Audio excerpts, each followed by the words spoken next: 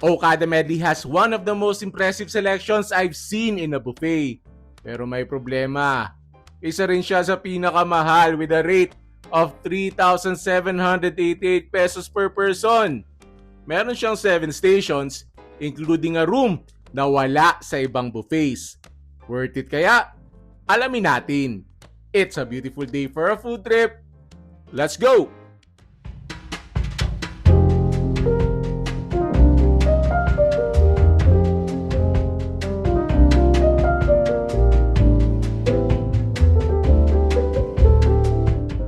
Ayan, narin na tayo sa Okada Medley Buffet. Excited tayo. Yan, may reservation kami na 7:30 p.m. Medyo maaga pa, wala pang 7 p.m. Pero tingnan natin kung papapasukin na tayo. And yes, highly recommended na magpa-reserve kayo din eh. Yan, ari yung pricing niya. So magkakaiba syempre pag weekday, weekend, pag lunch, pag dinner. So ngayon ay Sunday dinner. So ito yung presyo natin, adult 3,788 pesos. Entrance pala ang pangmalakasan na. By the way, sir, part of our or one of our highlights here is our cheese room po. Oh, nice. Ito sir ay available weekend, weekday, lunch, Yes, sir, all dinner. days of Available the siya. week except for breakfast. This is only available during lunch and dinner. Yeah, thank you. Sige. Ilang station slot sir meron yung ano? By the way, for our buffet stations, we do have 7. We do have here the seafood section or else the Japanese cold section. Then for our beverage inclusion, sir, we have it in the buffet already, which includes the red wine, white wine, chilled juices, iced tea, and sodas. How about coffees? How about coffees? Yes, sir. We do have self-service coffee stations in this area. Okay. Then for the sparkling wines, that is during available also during weekends. Okay. And this is for our dessert section. Then the other side is our Western. And we also have the Sutical station or Japanese hut station. Then here's for our Asian section, sir. Asian section, We have Indian, Chinese, Japanese, and we also have Korean section. Thank you, thank you. And this will be your table po. You have table 54. Just in case you have something to cook with the chef in the seafood section or anything from the buffet, you may just tell that your table is 54. We don't have any time limit. During dinner, we start at 6 p.m. until 11 p.m. And we will be having our last call by 10:30. Pag lunch sir, For the lunch, we have 11:30. We start at 11:30 and we will end up until 3 p.m. thank you sir. Sir, thank you very much. Thank you. Grabe, lalo ako na-excite sa pa-tour ni sir. Tingnan natin na isa-isa yung mga stations para mapakita ko sa inyo kung anong meron. Ayan, si chef. Ano yung chef? Peking duck? Peking duck yan. So ito yung carving station nila. Tapos ito nakano na may asado, may pipa chicken, roasted duck. Tapos yan, may lechon din. Tapos ari yung Indian food. Part of the Asian station, may biryani, chicken kadai. First time I've heard of that. May lamb kebab, papadum, and more. Tapos grabe yung dessert station nila, isang paikot. I'm not really that big on desserts pagdating sa sa mga buffets. Kukuha lang siguro ako na isa, dalawa niyan, pero good to know sa mga dessert lovers. Yan ang mga pagpipilian niyo. Ito yung noodle station. Tom yum soup or laksa soup. Tapos ikaw nang bahala kung anong gusto mong ilagay sa soup mo. Seeing roasted potatoes, kalyos, buttered vegetables, roasted chicken. Okay, this shawarma is looking good. Tapos pag sinerve nila yan, nakagayaan. Yan, nari yung carving station. So meron silang roast beef. Wow. Cut that. That color. Yorkshire pudding. Tapos nari yung seafood cooking station. Yung kukunin mo seafood, di mo ibibigay para paluto mo. May seafood paella, beer battered snapper, times 2. Wow. Natin itong lengua. Wow. Ito very popular din to dito sa sa Medley, yung Sutical station nila, ihaw, tinola, saka kilawin. So pipili ka ng fish mo for the ihaw, tinola, saka kilawin. Nice. Ari yung kanilang tempura, yan, ebi tempura. Para magluluto sila ngayon. Hintayin natin yan. Ari naman yung kanilang sushi station. Wow, impressive selection of different sushi rolls and fresh sashimi. Yan. Sarap niyan. Tapos kaya talaga kami weekend ang pinuntahan kasi may lobster. Tanong natin kung anong recommended nila na luto dyan. I'm thinking thermidor pero yung chef yung tatanungin natin. Tapos yan, may shrimp, may mussels, more mussels, crabs. More crabs. Siguro ako din ay ito lang lobster. Saka siguro mussels. Habang nagtutour tayo, kuha na tayo nito. Kasi para maluto na nila, pili tayo ng mga malalaman. Damihan na natin at ate na kami ni Aisha din. Pwede na siguro are to get started. Tapos ngayon, dadali natin dun sa cooking station. For the lobster, ano recommended? Singaporean sweet chili, sir. Our Sige. best seller. Sige, yun na lang. Tanong din natin kung anong specialty nila din. Hi, sir. Hello. Dito ma'am, anong recommended mo? Dito, sir, baked with cheese and garlic. Baked with cheese and garlic. It's Then, dito. This one is garlic butter na. Ayan, sige. Sakto, nabutan natin na luluto si chef ng tempura.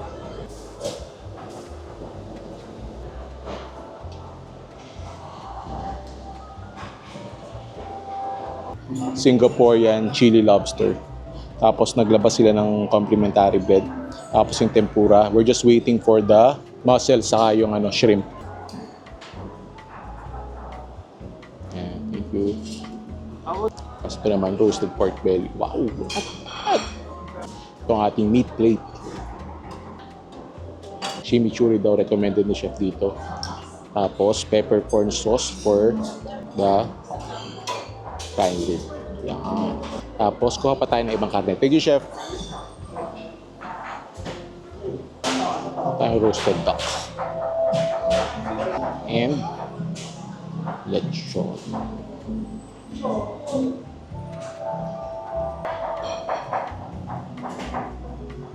Unahin na natin na ring lobster at rin naman sadya ang aming ipinunta din. Yan. Gusto ko sana lobster thermidor kasi yun ang lagi kong ino-order pag lobster, pero ari daw yung kanilang best seller. So kung akala nyo pang crab laang yung Singaporean chili style, pwede rin yan sa lobster. Yan. Lobster. First bite. Thank you, Lord. Yung Singaporean chili style niya, una mong malalasahan yung sweetness, may sweetness siya eh. Tapos, yung chili flavor niya, sobrang subtle lang, konti lang. Dini pala pwede ka nang makasulit eh. Pwede ka naman mag all you can eat lobster na lang, pero parang ang sarap din ito eh. I can tell na high quality cheese ang ginamit dito. Sasa rin naman yung ebi tempura. With the tempura sauce. Yung butter niya, hindi na siya ganun ka-crispy, pero may konting pagka-crispy pa rin naman. Yung seasoning niya, perfect na perfect lang. Kasi yung tempura talaga, ayoko nung sobrang alat. Kasi gusto mo malalasahan mo pa rin yung pinaka-shrimp. And then syempre, meron pa yung tempura sauce. Nice. Tapos, to wrap up our round 1 of our seafood feast, shrimp naman. Parang di pala ang sulit na yung 3,788 pesos eh, no? Pero syempre, nandini tayo para sulitin at marami pa tayong susubukan, including the cheese room. Check natin mamaya yan. There's plum shrimp. Yeah, we're gonna try kain tayo ng medyo malaking slice para makita natin kung tender yan, no? Hindi ko masabi kung alin yung parang pinaka number 1 din sa Okada Medley Buffet, yung the fact na unlimited lobster or unlimited na roast beef. Eh meron pang ibang unli tulad na ring lechon. Hindi na nga lang crispy yung balat, pero yung lasang-lasa mo yung tanglad. And then yung pork belly, yeah, with the chimichurri. Oh, look at that. Bagay pala yung chimichurri sauce sa pork belly. Gagawa na ako niyan sa bahay. Roast duck. Crispy skin. Juicy meat. Ayan, uubusin muna namin tong lobster seafood saka tong unlimited meat. Pabalik pa tayo. I'm thinking parang masarap yung sushi siguro. Kuha tayo ng sushi saka maybe a little Indian food. I don't know. Let's find out later. Sabi sa inyo, hati kami dyan. Nagustuhan din niya yung roast beef.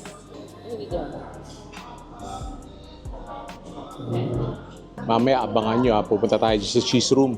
Tatry natin yan mamaya. Kuha rin tayo nito at mahilig si Aisha dyan. Ayan, so kumuha tayo ng tuna sa salmon sashimi. Ayan, try natin itong salmon sashimi.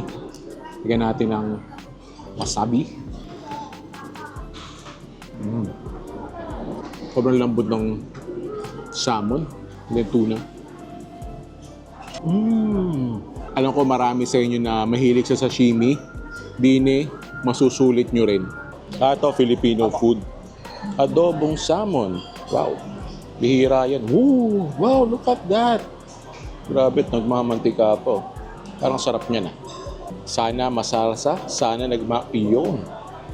Masarsa is right. Inihaw na liempo. Wow, looking plump. Are may mga dumpling din. Kukuha ko ng, si Aisha mahilig sa hakaw, kukuha tayo niyan. Tapos ako mahilig sa siomai, kukuha rin tayo niyan. Spare ribs. Chicken feet. Yon, siomai, kuha tayo niyan. Tapos, are ang hakaw. Yon, kuha din tayo niyan. May kung pao chicken din. Tapos yan, may Korean station din sila. Pork intestine, pork stomach, ox tripe, ano gari, goto. Are more Korean food. Parang kasarap pa rin. Spicy pork bulgogi. Pag are mukhang masarap, ako'y magkakanin. Pag hindi ako magkakanin. Ay, ay mukhang masarap. Magkakanin. Tapos kuha rin tayo na rin tanigi with XO sauce. Sarap din yan. Yan, medyo bumibigat na ating pagkain. Starting with the siomai. Ang sarap ng pagkakasiso ng siomai. Tapos, hakaw. Yan. Tigisa kami ni Aisha din.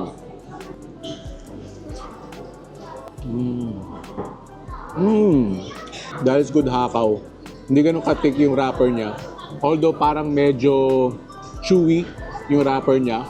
Tapos ang plump ng shrimp sa loob. And again, nice season. One of the better hakaws na nasubuhan ko sa isang buffet. Tapos aray, mabigatan na. So, kaldereta. Wow! Yung kaldereta, napakalambot. Naglechon na, nagliempo pa. Ang lambot ng liempo. Although medyo nakukulangan ako sa smoky flavor. Tapos a little sweet siya. Siguro konting soy sauce flavor, konting smoky flavor, mas panalo yan. And then ari yung tanigi. Not bad. And then yung adobong salmon. Yung adobong salmon, medyo sweet yung pagkaka-adobo niya. Kung pipili lang kayo doon sa tanigi, sa salmon, mag-salmon na kayo. Ano to, chef? Tanigi. Tuna jo, ito tuna, Snapper. Para ka rin masarap sa ihaw, tuna jo. Sige, sige. Ito na lang. Yan, may kilawin din. Kuha din tayo niya. Tapos i-grill nila. Ayan, tayo ay papahughog muna. Magtsatsaa muna tayo. I can confidently say na yung binayad ko, yung binayad pala ni Missy sa libre niya sa akin at birthday niya, ay sulit na sulit. Well, sa selection, hindi siya ganun kasing damit. Tulad ng Sofitel Spiral dati. Mas maraming choices nun. Pero ito, kumbaga, yung mga pangmalakasan sa mga buffet, yung seafood, yung ribs, ay narinig. Tapos yung cheese, titingnan natin mamaya if the cheese room has what it takes to take Okada medley on a different level when it comes to hotel buffets. For now, tsaa muna tayo, tapos siguro isang plate pa, and then we'll go to the cheese room, tapos dessert na tayo. Ano kaya ang ating last meal bago ang ating cheese room experience at dessert? Alam ko na, aring beef shawarma. Muntik na makakalimutan. Ari ang isa sa mga una natin nakita kanina. Yan. Yan. Nice shawarma.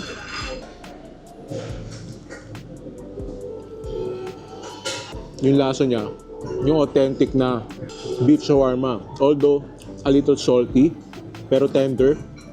Tapos, crispy yung vegetables. Nice sauce as well. Yan na rin na ang ating inihaw na tuna pa nga. Wow! Yan ang gusto ko pag tuna pa nga eh. Kitang-kita mo yung pagka-moist niya. Wow, this is beautifully cooked. Yan yung gusto ko eh. Really moist pa. Pink. Lagyan mo ng toyo mansi. Yung texture niya, almost like tuna sashimi. Of course, may pagka-smoky flavor na. Nice. Tapos kinilaw. Di na ako kumuha nung tinola. Sabaw lang naman yun. Ito yung mga kinilaw na pag nasa restaurant, ari ang magiging best seller. Sarap nito. Yung alam mong freshly made yung kinilaw, hindi yung matagal nang nakababad na lutong-luto na sa acid yung tuna. Sarap. Ayan, pasok na. Pagpasok sa cheese room, amoy na amoy yung pagka-pungent ng mga cheeses. May naamoy ako na hindi ko usually naamoy sa mga cheeses. So I guess meron silang medyo rare na cheese. Tatanungin natin to si Sir mamaya, papa-assist tayo mamaya kung ano mga recommendations siya. Sir, ano yung mga dito? Mga, kumbaga, pinaka-popular nyo na cheeses dito? Actually, popular cheeses natin, for generally, it's actually mostly yung usual pa rin. It's perfect for Filipino palate, Brie and Camembert. We have Brie. This is actually more on more variation. Popular siya. Actually, mabilis din siya maubos. And one of the cheeses din po natin na Filipino cheese is the Borracho. This is drunk goat cheese, drunk in Cerveza Negra beer on San Miguel Mecten. And mixed together po siya with Malagos. Alin sir yung kumbaga masasabi mo na pinaka-rare na cheese na meron dito? Okay. Sir, ang pinaka-rare natin is, when it comes sa cheese po, ang mga rare natin is like this one. Meron tayong Ubriaco Perbago. This is actually a very unique cheese because this one is mixed together with wines din po. Meron din po tayong Pecorin Tire 2 po. This is actually one of the most expensive natin. It's actually complicated yung paggawa sa kanya. It's made from sheep's milk and plus truffle po. Truffle is hard to extract and sheep's milk is hard to produce naman. This is actually looks of the raclette cheese. And actually sa looks niya ngayon is actually parang tumagal na siya ng month. 1 year months na po siya. And when it comes to melting naman po, nilalagay po natin siya for machines. Right over there po.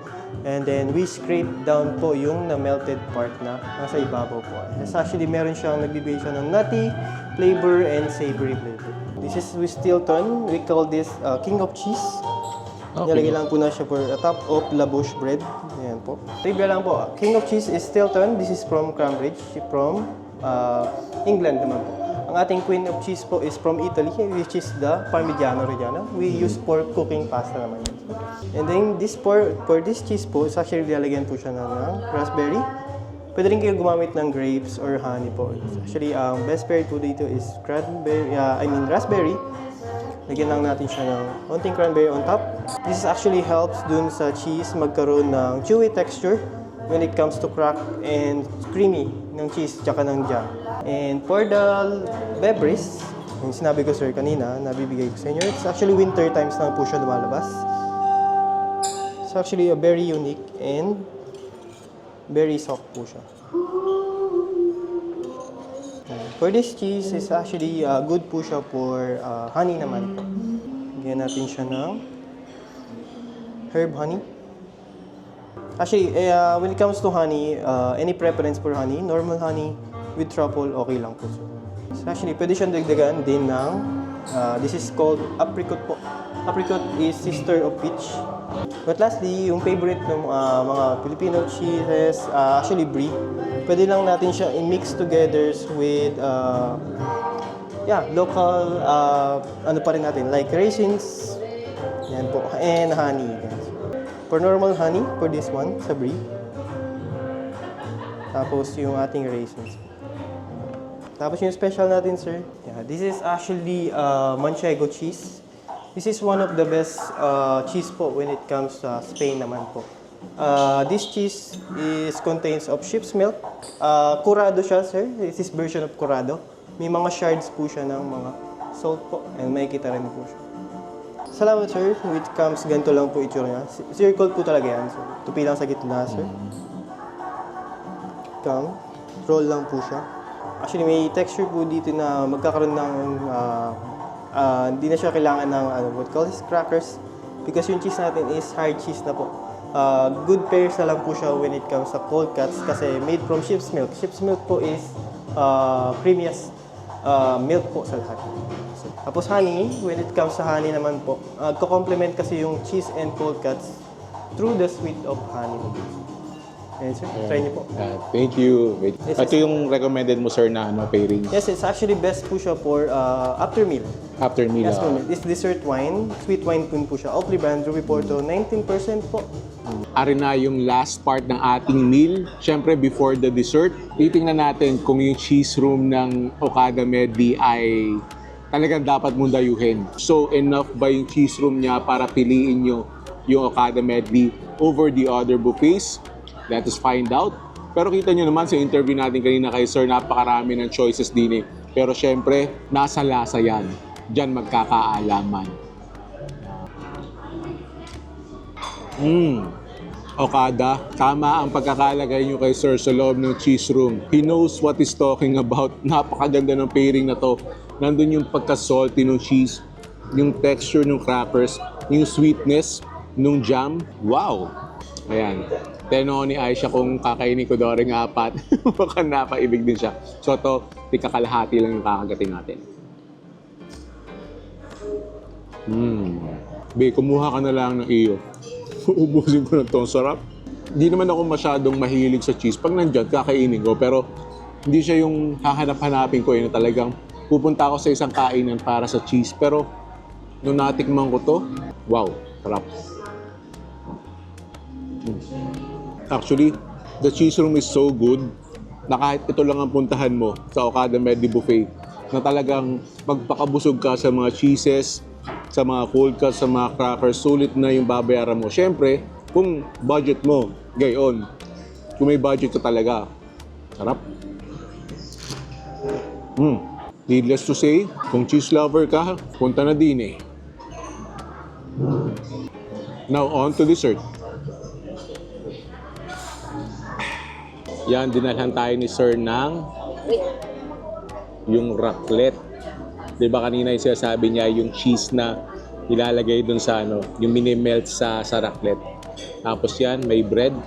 Saka I think may honey red.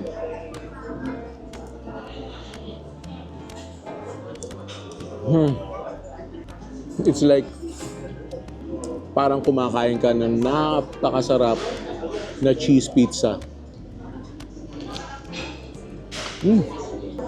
What an amazing pre-ending sa ating buffet din sa Okada Medley.